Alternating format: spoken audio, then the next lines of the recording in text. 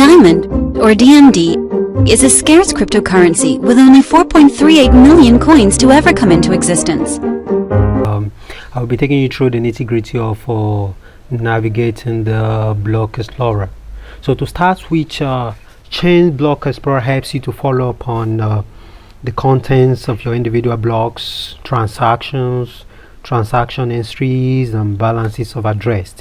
So in order to go about this, you first need to know you have a Block Explorer in your DMD wallet, which I'm going to be showing you how to go about it, because in most cases, maybe when Cryptoid Explorer is not available, you might need to just make use of your Block Explorer, Blockchain Explorer on DMD wallet. So you come here, you go to tools, and you click on Blockchain Explorer, and it's saying that not all transactions will be shown. So to view all transactions, you need to set T index equals 1 in the configuration. You need to tag the TX index equals 1 in your configuration file. So then you click OK. And now how do you go? So you have all your details of transaction here. So in order to put your TX index equals 1 in your diamond.conf, you go to tools and you come to open wallet configuration, and you put the command there, so you save it. So with that, once you bring it up, all your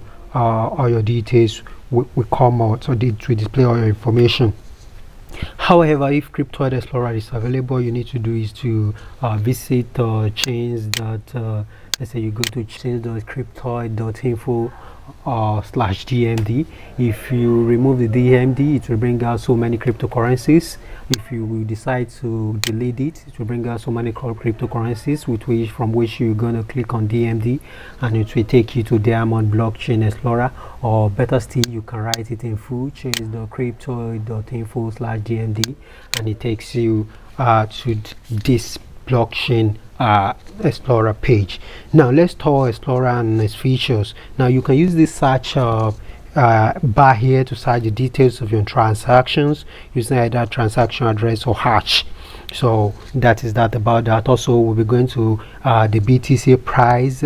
If you want to be talking about the BTC price, we have the price ticker that is periodically updated from the main exchange, and clicking on it will take you to the exchange. Like if you click on the BTC price, the link here, it will take you to the Bittrex exchange where you have it there. And the second thing we'll be talking about is the USD prices, the exchange rate of DMD as against the USD counterpart on. So now talking about the market cap, which is where we have the price multiplied by the amount of circulating coins. So you have the price multiplied by the amount of circulating coins, and then it's a link to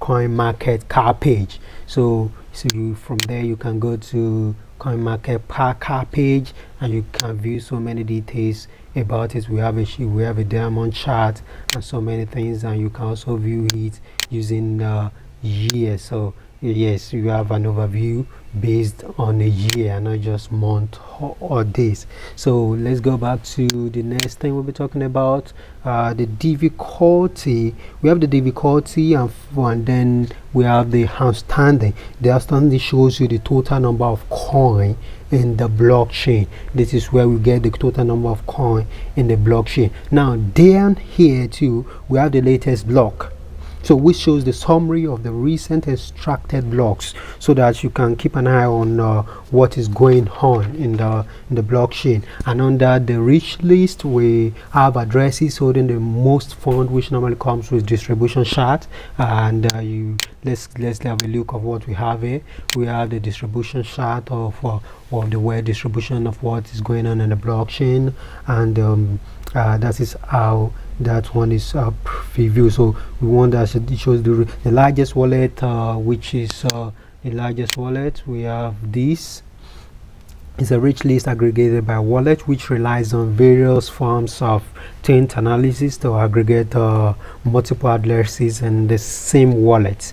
So we have that. Now let's go to the overview. The overview shows you statistics for blocks and multiple transactions over a long time frame, while keeping helping you to keep an eye over an activity for a long time. Gives you the ability to keep an eye over your activity for a very long time frame, and that is what is being displayed right here. You can go down and see more days, and you'll be able to see all your activities for a very long time. So the next thing we're going to be talking about is under statistics. The extraction. So we'll be talking about the extraction. First and foremost, statistics will be extracting block from under extraction. Statistics of who is extracting blocks as well as orphan blocks are usually found under extraction, as this helps to gauge centralization. I'm going to be clicking on extraction right here, and it's going to be telling you who is extracting and what is going on right there. So, and this helps to gauge the centralization. Here we have not staking the percentage, there's not staking, and we have the staking percentage. And one very important thing about it is under it we have stake input chart, which uses blue dot to connote the various assets of group of coins that form the block. So if you click on the blue dot, we will definitely open up the block details. Let's take for instance, I'm clicking on this, it will open up the block details, and that is what you have right here. And this is it. We have the inputs and we have the output, and if you want to view the transaction folder, you can click on the hatch. Let's take a look at another one here. We have input size of 1.467 and many other things. We can click on this and it will show you the inputs and the output. And at the same time, we have another example here with these we have our input is halved, that kind of thing, after finding a block. And that is what we can see here. This is our input, and it is halved, and we have 200, and we have this, so it is halved into 2 after finding a block. That's another example of what we're talking about. If we want to look at the details of it, we can click on the hash, and once you click on the hash, it will give you a better explanation. And this is what we have here. We have the input and we have the output, and this one with a different address is the one that is being sent, the one that is sent to the master node. Now let's go back to where we were. Now briefly we'll be talking about the network. So information about the wallet, the geomap and protocol version are seen on the network. If you come to the network, the information about your wallet, the geomap and protocol versions are seen on the network, and that's what we can see right here. And finally, about DMD, you can get your information about DMD.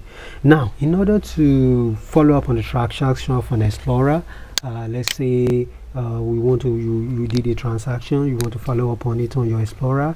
We can search by using address of the sender, or by going to your wallet. You go back to your wallet. Take for instance, you want to know what is going on, you can come under transaction here and decide to copy the one you are really interested in taking up, and you come here, you paste it, and then you search. So once you search it, you put it there, then you can see your staking blocks. Like mine here now, I can see my staking blocks, I can see the balance, the amount, the time that it occurred, the block. And then take for instance, I want to have a preview of what is going on with this. I want to have the details of it. I can click on the hash of it, and it's going to take me to what is going on, showing me the input, showing me the output, and showing me everything that I need to know about it. So Block Explorer saves all the transaction ever made to your address, and that is called input. So also your output consists of one or more previous inputs, so those are the things that you really need to know about Diamond Block Explorer. So with that, we've come to the end of the tutorial today. In the next training, we'll be coming up with something very important, and I want you to stay tuned. So if you found this very helpful, I want you to click share and broadcast it. So thank you and have a nice time.